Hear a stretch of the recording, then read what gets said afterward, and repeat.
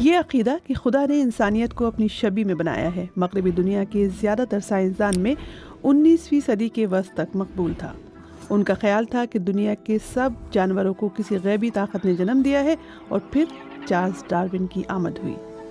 کچھ ریسرچرز پہلے ہی مختلف اسپیشیز کے ارتقائی عمل یعنی ایوولوشن کے بارے میں بات کر رہے تھے، مگر برطانوی ماہر حیاتیات وہ پہلے شخص تھے جنہوں نے شواہد کے ساتھ ارتقائی عمل سمجھانے کی کوشش کی، قدرتی انتخاب یعنی نیچرل سلیکشن کے ذریعے۔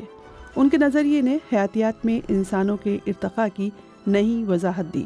اس نے انہیں تاریخ کے سب سے بااثر سائنسدان اور دانشور میں سے ایک بنا دیا، مگر یہاں تک پہنچنے کے لیے انہیں ایک غیر معمولی سفر سے گزرنا پڑا۔ اپنے نظریے کو بہتر بنانے میں انہیں کئی سو تجربات اور 20 برس لگ گئے۔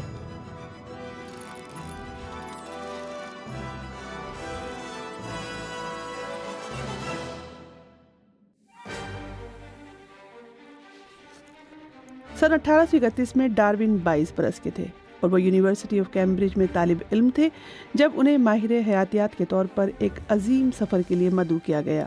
وہ HMS بیگل پر سوار ہوئے اور تقریباً 5 سال کئی بر اعظموں کا سفر کیا، جس کی شروعات جنوبی امریکہ سے ہوئی، جہاں وہ زندہ نمونے، خاکے اور زمین میں دبے ہوئے زمانہ قدیم کے حیوانوں اور پودوں کے فوسلز لے کر آئے۔ اس سے انہیں ارتقاء کے بارے میں اشارے ملے۔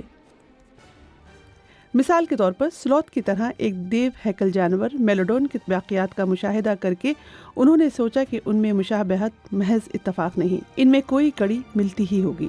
جب وہ جزیرے گیلاپاگوس پر رکے تو ڈارون نے دیو ہیکل کچھووں کا مشاہدہ کیا جو قریبی جزیروں پر رہتے تھے، مگر ان میں نمایاں جسمانی صفات تھی۔ ایسے علاقے جن میں نمی زیادہ تھی اور جہاں سبزہ وافر تھا، وہاں کچھووں کی گردنیں چھوٹی اور خول گنبد نما تھے۔ جن جزیروں پر ماحول میں خشکی زیادہ تھی، وہاں خول کاٹھی کی طرح جبکہ گردنیں لمبی تھیں، مگر وہ اس فرق کی وجہ نہیں سمجھا سکے۔ واپسی پر ڈارون نے کچھ وقت جانوروں اور پودوں کی نسل افزائش کرنے والوں کا مشاہدہ کیا۔ وہ کیسے مختلف جانوروں اور پودوں کے نر اور مادہ کو ملا کر نئی اقسام پیدا کرتے ہیں۔ اس تخلیق کی کامیابی کے لیے انسان کی جانب سے مصنوعی انتخاب کا عمل یعنی آرٹیفیشل سلیکشن انتہائی اہم تھا۔ ڈارون کو احساس ہوا کہ قدرتی نظام میں بھی اسی طرح کا انتخاب کیا گیا ہوگا، لیکن اس فرق کو وہ جب تک نہیں سمجھا سکے جب تک انہوں نے 18ویں صدی کے دانشور تھامس رابرٹ مالتھاؤس کی تحقیق کا مطالعہ نہیں کیا۔ معاشرتی سائنس پر ایک مضمون میں مالتھاؤس نے لکھا کہ یورپ میں جیسے آبادی میں اضافہ ہو رہا ہے، ایک وقت آئے گا جب آبادی ضروری غذا کی سپلائی سے اتنی بڑھ جائے گی کہ وہ بقا کی جنگ بن جائے گی۔ اس نظریے نے ڈارون کو ارتقائی عمل کو سمجھانے میں مدد دی۔ قدرت کے نظام میں بقا یعنی سروائیول کے لیے لڑائی ایک سلسلہ ہے جس میں ضروری نہیں کہ طاقتور ترین ہی بچے، بلکہ وہ جو اپنے گرد و نواح کے ماحول کے مطابق ڈھلتے ہیں وہی بچتے ہیں۔ اگر کسی جاندار میں ایسی خصلت ہو جو اسے زندہ رہنے میں مدد دیتی ہو تو وہ اپنی نسل بڑھانے میں زیادہ کامیاب ہوگا۔ جو ماحول کے مطابق نہیں ڈھلیں گے وہ مر جائیں گے اور ان کی آگے کوئی نسل نہیں ہوگی۔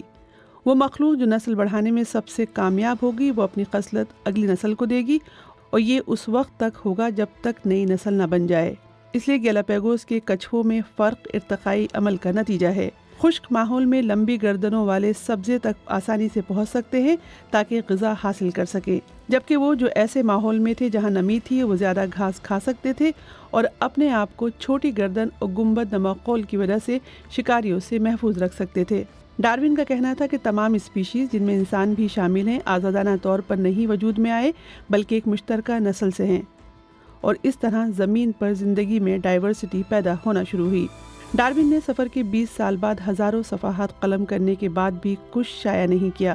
وہ چاہتے تھے کہ ان کے پاس ناقابل تردید شواہد ہو، شاید وہ جانتے تھے کہ ان کا نظریہ ہنگامہ برپا کر دے گا، مگر سب کچھ اس وقت بدلا جب انہیں ایلفرڈ رسل والیس کا خط موصول ہوا۔ وہ ایک ماہر حیاتیات تھے، ان کے مداح بھی۔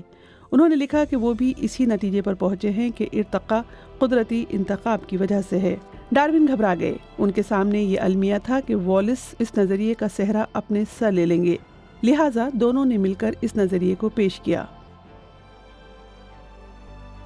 مگر 1 سال بعد ڈارون نے آن دی اوریجن آف اسپیشیز نام سے کتاب شائع کی اور سائنسی دنیا سے بھی آگے حلقوں میں مقبولیت حاصل کر لی۔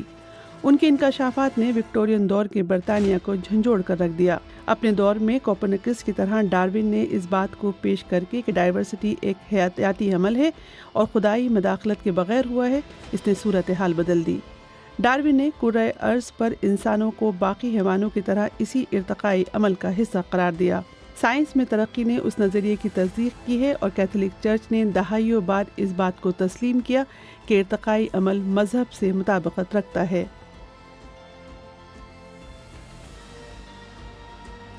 ہماری دنیا بدل رہی ہے اور کبھی کبھار ڈرامائی تبدیلیاں آتی ہیں اور ہم اس کے ساتھ بدلتے رہتے ہیں۔